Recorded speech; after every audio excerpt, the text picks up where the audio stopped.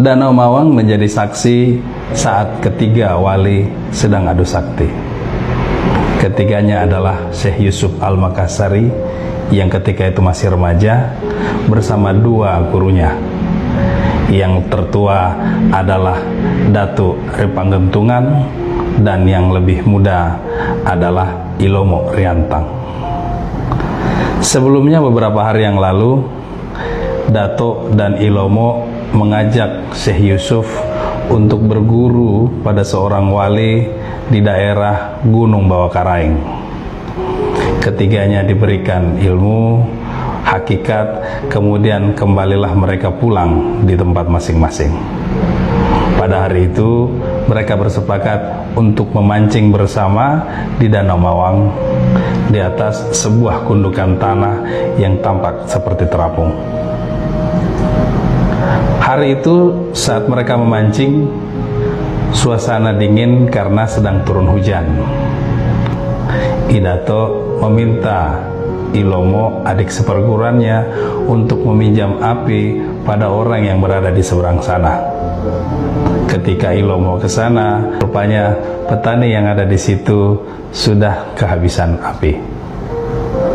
Karena terpaksa, Dato kemudian menggulung rokoknya dan mengangkat ke atas. Seketika itu juga ada petir yang menyambar rokoknya dan bisalah dia merokok. Melihat hal tersebut, adik seperguruannya dan Syekh Yusuf tersenyum, menyadari bahwa Idato sedang menunjukkan kesaktiannya. Ilomo tidak mau kalah. Diam-diam dia langsung membakar rokoknya dan tiba-tiba berasap. Setelah diperhatikan, rupanya rokoknya dibakar dengan menggunakan tetesan air hujan yang ada turun dari capingnya. Datang berpikir, boleh juga. Melihat dua orang gurunya sedang adu sakti, Syekh Yusuf Al-Makassari tersenyum dan menancapkan pancingnya lalu turun ke danau. Setelah sampai di danau kurang lebih sepinggang, ia turunkan tangannya yang memegang rokok sampai kurang lebih sepundak, lalu menaikkan ke atas, dan rokok itu bukan hanya kering, tetapi bahkan ujungnya terbakar. Lalu ketiganya tersenyum. Datuk lalu mengingatkan kepada keduanya bahwa kok bisa ilmu yang kita peroleh sama, tetapi tingkat pemahamannya berbeda. Mungkin sudah saatnya bagimu Yusuf untuk berangkat ke Mekah dan lebih memperdalam lagi tentang agama yang kita pelajari ini. Itulah awal cerita berangkatnya Syekh Yusuf Al-Makassari bersama Ilomo Riantang ke Mekah.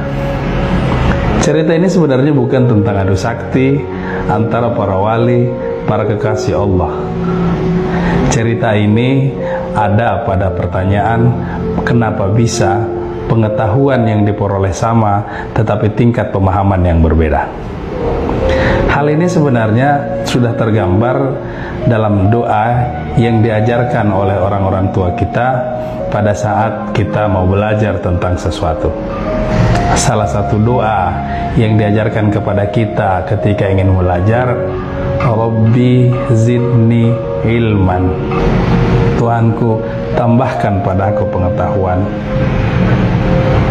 warzuqni fahman, dan beri rezeki padaku pemahaman.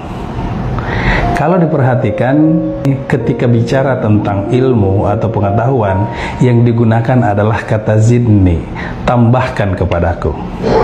Sementara ketika berbicara mengenai pemahaman, yang digunakan adalah kata warzuqni, dan rizkikan kepadaku. Artinya, di situ memang ada dua hal yang berbeda. Ilmu sifatnya diberikan oleh Tuhan, ditambahkan oleh Tuhan pada siapapun yang berusaha. Besarnya usahanya akan mendapatkan hasil yang sama dengan orang yang usahanya juga sama. Tetapi untuk konteks pemahaman, dia sifatnya rizki yang diberikan Tuhan. Sehingga usaha yang sama besarnya belum tentu mendapatkan pemahaman yang sama besarnya, sebab yang namanya rizki diberikan Tuhan belum tentu sama satu dengan yang lain. Pemahaman adalah sesuatu yang berbeda dengan pengetahuan. Karena itu, tidak heran kalau bisa saja pengetahuan seseorang sama dengan yang lain, tetapi rupanya tingkat pemahamannya sangat jauh berbeda.